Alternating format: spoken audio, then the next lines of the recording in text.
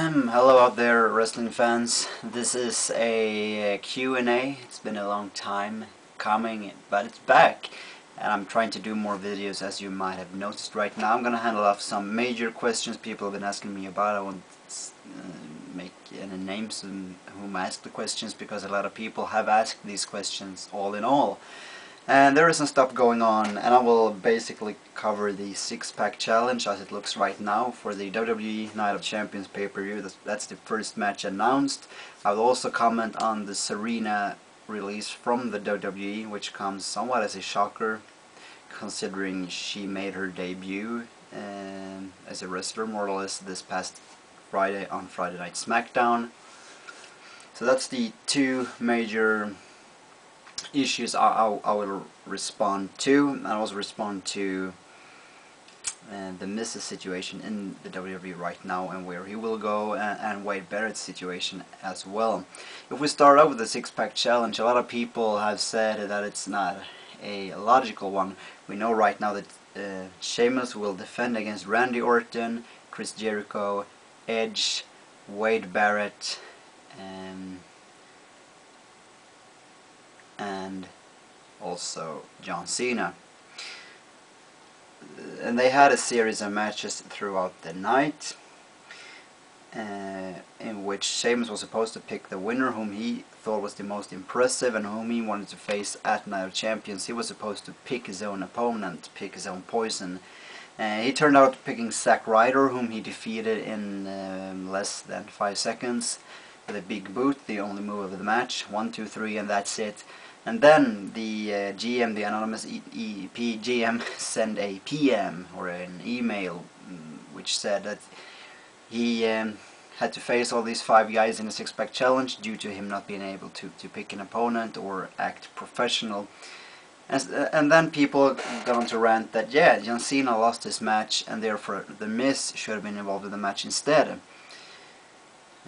But there's a problem with that, and that is, first off, that was a DQ, disqualification win. And also, the six-pack challenge wasn't, as far as I know, not officially never based on the series of matches that was earlier on that night. It was never based on that. So, yeah, Sheamus was supposed to base his opponent, where he picked his acquisition, at Night of Champions, but he never did that. He picked Zack Ryder instead, and therefore the GM picked out 5 suitable opponents for him. Well, actually Wade Barrett picked himself and was therefore sanctioned for the match by the GM as well. So with that being said,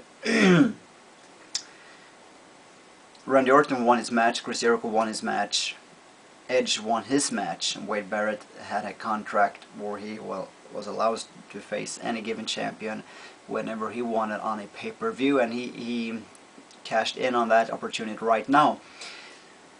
John Cena, no, yeah, he lost against The Miz, but that was a disqualification. It was not due to The Miz being particularly good or proving something, because it was Daniel Bryan coming in. He attacked The Miz, and what people seem to forget is that this is the Night of Champions. That's the next pay-per-view. It isn't Over the Limit, it isn't TLC, it isn't even WrestleMania. It's a night where every title is supposed to be on the line, meaning The Miz is already in a match. He has not an opponent as of yet, but we can all guess that it's going to be Daniel Bryan, meaning even more so that he's already sanctioned for a match. What gain would there be for The Miz to if he was going to finally have his pay-per-view moment, his pay-per-view match, then was going to go in first wrestle a match against Daniel Bryan, which he will probably lose, as he has got a pay-per-view briefcase, and as the WWE seems pretty high on Daniel Bryan. And then from that loss go straight into a match for the World Championship title. I don't really get that. That doesn't make sense. First off, you lose to a regular newcomer from the independents or the minor leagues, Daniel Bryan. Then you step right into a WWE Championship match. Don't think so. Secondly, The Miz has already got his WWE Money in the Bank briefcase that he can cash in whenever he wants, meaning he has a title match coming whenever he feels suited. So if he wants to be in the match, fine, cash it in. But also remember that's going to be his second match of the night, and who would want to wrestle 2 matches in one night? I don't know any boxer that would willingly do so, not any professional soccer team that would willingly do so. So mainly you have 1 match in one night, and that's about it. Anything else is extraordinary. Also, what gain would it be, as The Miz already has got his Money in the Bank briefcase, to give him yet another title match and kind of stockpile all his title matches in this big pile of 2 or 3 or 4 title matches that he can cash in or get whenever he wants. That would, once again, to me that doesn't make sense. He has his briefcase, he has his title match coming, and once again, the 6-pack challenge, there is no saying that match was based on the series of matches earlier that night. Plus, John Cena was the sole winner. He was the man. Well, people can say whatever they want, they can dislike that, but all in all, WWE has to be continuous with what they do. Cena was the main man at SummerSlam. When the lights were on bright and they shut the show down, Cena was the last man standing on that show. So if Wade Barrett is going to be in there, so is John Cena, and Cena is WWE's biggest star.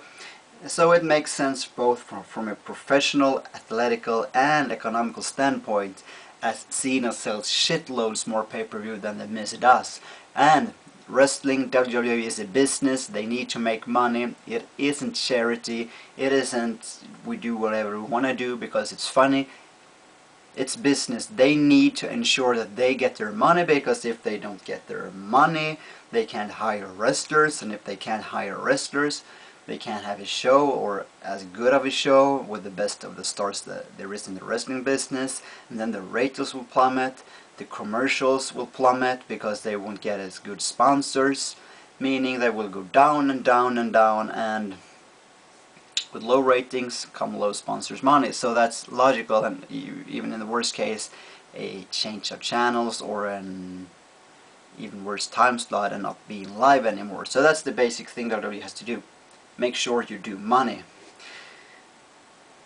I can absolutely see the opening for The Miz here, but I can also see why he isn't in the match. People seems kind of narrow-minded, and we have to remember that Cena is the biggest star, no matter whether we like it or not. Cena is the one getting the biggest reaction, maybe right now along with Randy Orton, because he gets a huge ovation as well. But they are the 2 biggest stars coming, and they will be around for lots and lots of years.